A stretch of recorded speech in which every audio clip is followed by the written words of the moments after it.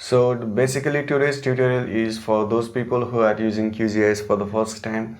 So when you open that QGIS application interface, you are going to see this interface. So once you see this interface, now the first thing that you need to do is you need to know how to save this project.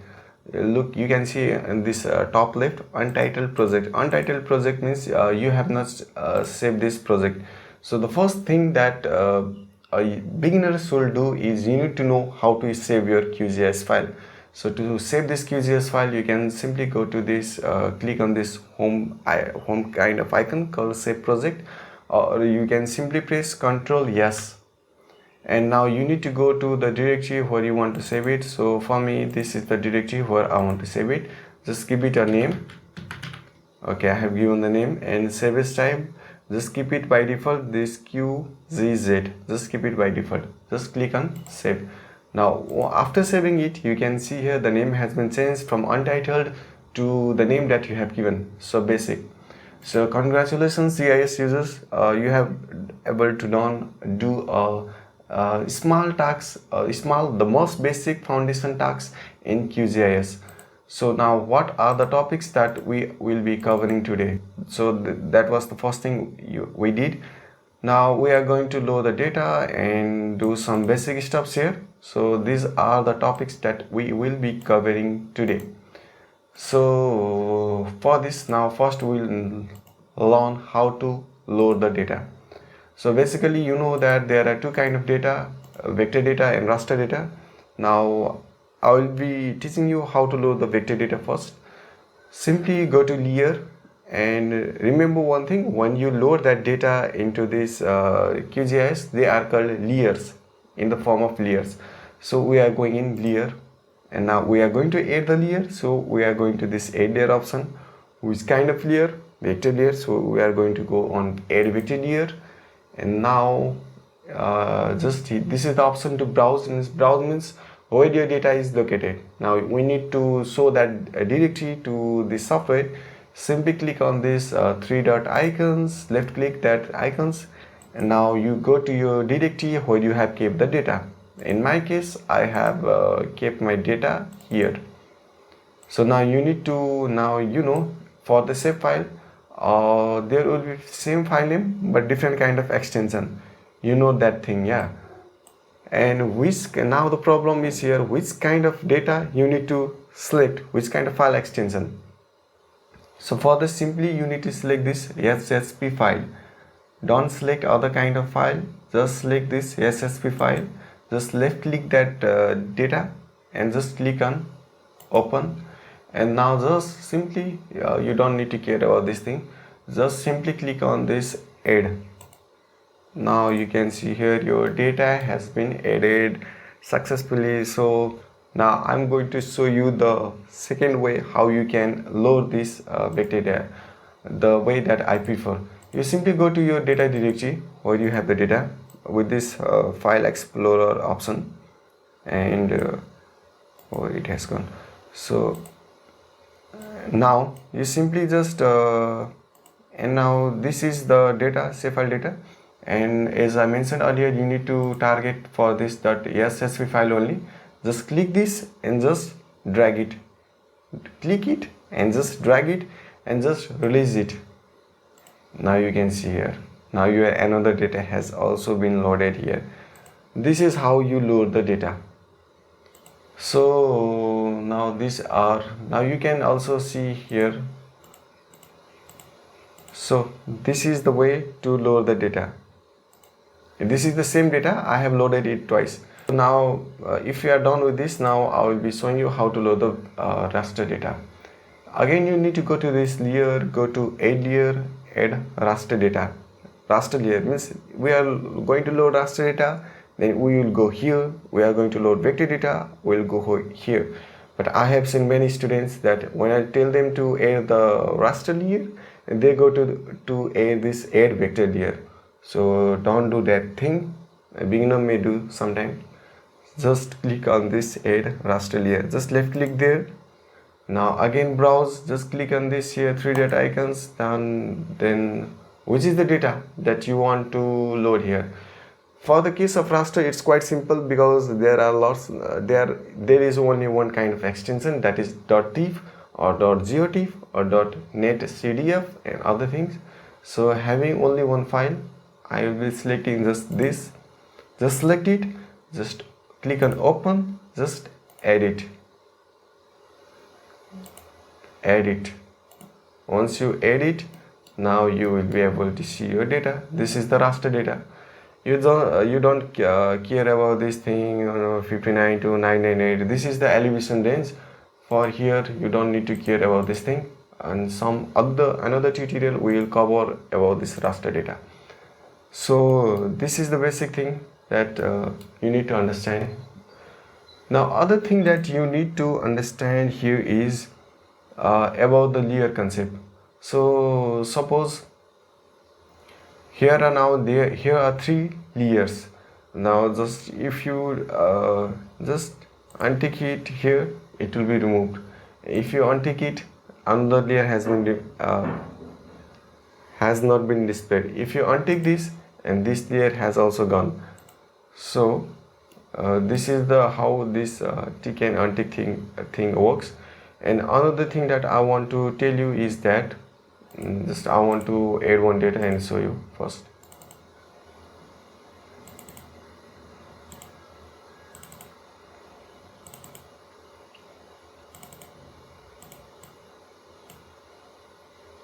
Now you may be wondering where this CRU or data or this name data has gone. Don't worry, your data is here, it will be displayed here, but the thing is this data has covered. So the main core principle of GIS is that first comes first. I mean to say that because since Rupendi layer is on the top, so it has covered everything. So if this layer will be on the bottom, simply left click it and drag it, and now it will be at the last. And which is at the first, just take it here, these things will be shown. So I hope you have understood what I mean to say. Don't worry about this thing, because sometimes the data may be covered. It's because when you load the data, normally it comes on the top, so other data may be hidden, but when you click and drag it, and other things, data will be displayed. So not to worry about this thing. Now another thing that you need to know is you need to know how to remove the layer. Removing layer means, suppose in a project there may be multiple layers, and when their task is done and you don't want to keep it there for longer stay. So for that, what to do for that? Suppose let's say this CRE, this is the layer that I don't want. Then how to remove it? Simply right click here and just click on remove layer. It's as simple as that. Suppose if there are multiple layers, then how to do that? Suppose I want to remove this Rupmandahi and I want to remove this Dem Butol. Then how to make it possible? It's simply left click, and doing left click, that layer will be selected. Press Ctrl, and by holding that Ctrl button keyboard, and just again left click Dem Butol. So 2 layers have been selected. Now we need to remove these 2 layers. Simply right click and just click on remove layer. So we are done. We were successful to remove these layers. I also suggest you guys to do one thing. This may be the pro tip for some people. Don't forget to save your things time to time, because if there is the space problem, or if you are doing heavy geoprocessing tasks in QGIS, sometimes the software may be hanging and your all data, all the hard work may be erased. So the pro tip here is don't forget to save from time to time. But for this smaller things, that case won't be arise. But if you are doing some bigger project and important things, you need to save the data, save the project frequently. So we were able to do these things. Now I want to say something about the attribute table. Now attribute table is also the most important and the basic thing that every GIS person should understand. Attribute table, suppose This is actually the ward data of CRE rural municipality. Now I want to see its attributable. I hope you know what is attributable. Just right click that layer and just go to open attributable. What attributable means simply a table that contains the information, the extra information about the data, about the features that you have. Suppose here features means it's saying here that features total 7. 7 means here are 7 kind of features. You can see here 1, 2, 3, you can see. So these are the features. I hope you understood what features mean. So now it's saying that here are 7 kind of features, means 7 row are called features, and this top header, these are called field name. So here are 6 field name: ward number, phone number, district, palika, and something like that. Now I will be explaining one feature. Suppose let's say this is I have selected this feature, so this is that particular feature. This yellow region means that selected region. So it's saying that yellow region, the feature that you have selected, that feature lies in a district called Rupandehi, and that feature is of palika called CRE, and that type is Gaon Palika, means which type of municipality, rural municipality, or something, metropolitan city or something like that. And which is the ward that you have selected? This is ward number 7. Ward number, it's saying ward 7. And how many points number means how many, this actually whole data is for point data. How many points are located in that feature? 12. So basically you can understand attribute table contains the information about the features, the overall extra information about the features. Now I'm going to deselect this, and so roughly I hope that you have got grasped the core concept about this attribute table. There are a lot of things we can do from attribute table. We will talk about these things in some other tutorial. Now another thing that beginner people must understand is that, suppose let's say by some reasons this layer is not showing here. Now beginner people get worried. They say that, sir, where our layer spanner has gone, it's not shown here. My friend's computer is showing here layers panel here, but in my case the layers panel is not showing where it has gone.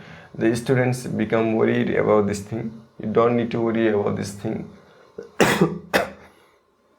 Basically you can get all these layers panel simply from here. Just right click this white space area, and remember all the things that has been ticked from here is been shown here, and all the things that has not been ticked from here is not been shown here. So that means layers panel has been disappeared because it's unticked from here. Suppose if I tick from here, now your layers panel will be displayed. Likewise, here is also option for this processing toolbox panel. Processing toolbox panel, this is also quite useful. So don't worry if some layers panel disappear. You can always get those information from here, but sometime you may not get all kind of data from here, because there may be some kind of hardware issues, and due to insufficient those memories or files, and the QGIS may not have been installed, and you may not get some kind of features. So you can recover those interface, those panels. So this were some basic things that you need to know. Now other things that beginner people should understand is about this identify feature. This is the most helpful feature both for raster, both for vector data. So identify feature, if you don't have this kind of icon shown in your interface, simply press Ctrl Shift I at the same time, and you can see here this mouse cursor has also been changed to this kind of option. Simply select the features whose information you want to contain, which information you want. Suppose left click it here, simply just left click it here, and now you can see the information. So it's basically ward 1, okay, then it's basically ward 2, so has phone number 14, ward 4, phone number 282. So this identify tool basically gives the information about overall information about the features. Now we need to change this interface to this pan map. Just left click here. This the function of this pan map is just simply left click, just press left click and just drag it. It's just as simple as that. Now other tool is that this zoom in. Zoom in means if you left click this option, just left click it here, you can see that you can also scroll from this middle portion roller of mouse. You can also do these things. You can also zoom in like this. If you want to zoom out, then you can also do these things. So these are the basic things that you need to understand. Okay, again I'm going back to this pan map. Here are lots of tools. You don't need to understand everything at the beginning. With the time, when you will do more projects, you will understand each and every tool. Even I don't know every tool from here what's showing here, but with time you will learn. No need to worry about that thing. So we have been able to learn about these things. Now another important thing that you need to learn here is about the properties of this data. So this is the layer. Now what are the properties of this layer? Let's understand what are the extra information this layer contains. Simply double left click it here. Now I hope you are getting this kind of interface. Now I'm going to go with this information. Just left click on this information. Information means simply the information about the data. What kind of data is it, and this, what is the name of this data, what is the path, who is the provider, and this storage is a file, means this is the format of this data, and its extent means based on coordinate system. Basically coordinate reference system means, I hope you know about this thing, projection thing. It's WS84 UTM 44 north, means this is projected coordinate system, and unit is in meters, and method is universal Mercator projection. This is the projection. So these are the basic things that these all things varies according to your data. I hope you have a good understanding of coordinate reference system and you have come here. So if you know this, then let's go to the source. This source means nothing much. It's all about from where, what kind of coordinate system it is, and what is the layer name. You don't need to know much about this thing. Now I want to take you to this levels. Let's go to this level first. Levels is the most important, the most basic, most common, whatever you say. So now you need to understand label means the text that appears on top of the features, let's say like that. It's saying here by default the software shows you no labels. No labels means nothing text on top of these features, so you have not seen anything. Now we need to change that. So now just click on this down arrow. Now here are different kind of options. I'm not going to say about all those things. I'm simply saying you about these single levels. Just left click these single levels. Now just you basically just click on apply. Don't do anything, just click on apply. Now you just come back here again. It's saying Rupendehi. Why Rupendehi? These are the word data, but it's saying the Rupendehi. You may be wondering about that thing, because the value that you have selected is of district, and you have seen in the attribute table last time. In the attribute table you have seen that what is the district, Rupendehi, yeah. So you have seen the Rupendehi. Suppose if I say ward number, then you will see the exactly different kind of ward name. So basically again I'm going there. So we need to change this value. Simply just left click this arrow and go with this word number. Click on apply. So you got the word number. So basically this is how these things works. It's all about value, what value you give. And you can change here the font type. Yeah, you can give your favorite font. You can change the style. You can change the font from here, which is the font that you want. Personally I love Free Sans. And size also you can increase. And here are lots of things that you can do. You can also change the color of the font, which font you want. Basically it all depends on project, but for now let's keep this. This is the opacity. Opacity means if you decrease this opacity, now the font that you will be seeing will be a bit of faded. Now you can see here 4 choice of color. So it's better to keep this color in black. So you can see here the faint color, because I have given the opacity here. I have given opacity. If I want to give the opacity, you can see here the distinct changes. So these were the some so these are some basic things that you need to understand. So if you have understood this thing, now today's last content will be of about symbology, giving different kind of colors to different features. Again double left click, go to this symbology. Yeah, I know here are lots of things, but I'm not going to talk about all the things. With time you will know these things yourself. I'm just going to talk about the basic things.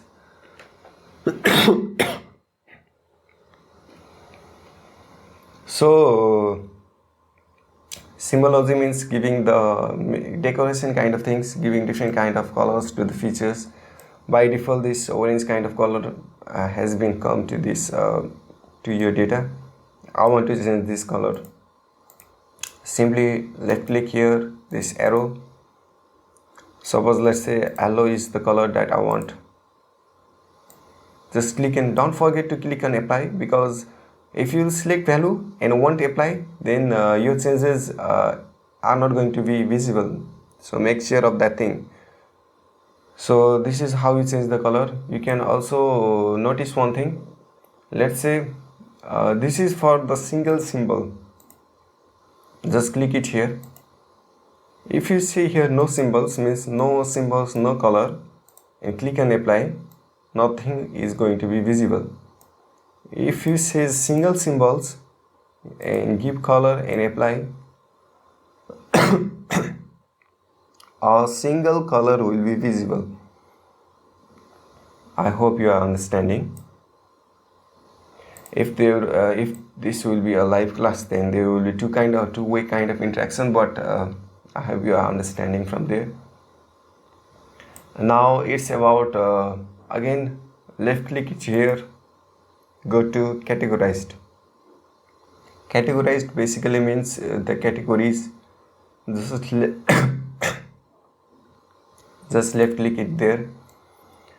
Now suppose I want to categorize, means giving a different kind of a distinction. Let's say you need to give a value from here. Let's say suppose let's say word number. Click on classify, click on apply. This is what categorize do. But if you give here distinct and classify,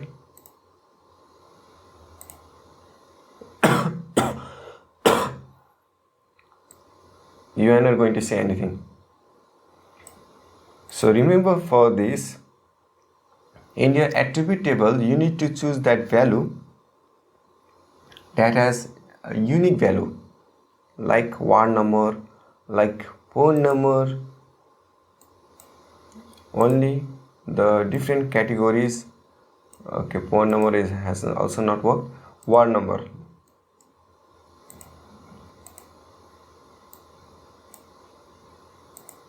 Okay, here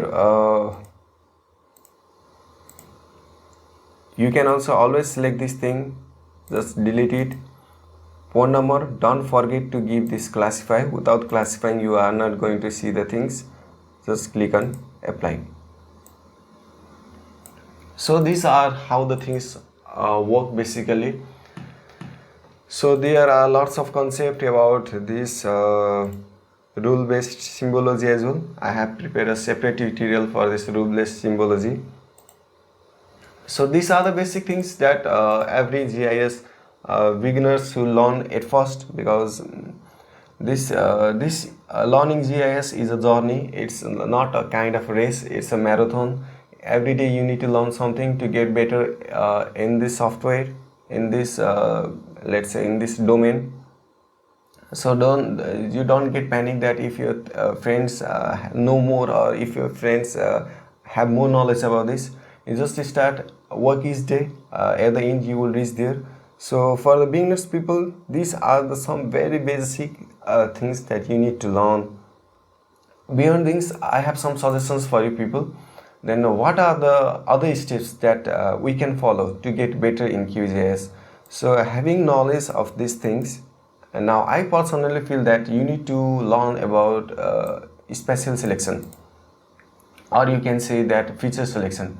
After learning this thing, you jump into this spatial selection, and with this spatial selection you will know how to select the particular kind of feature from suppose from a multiple group of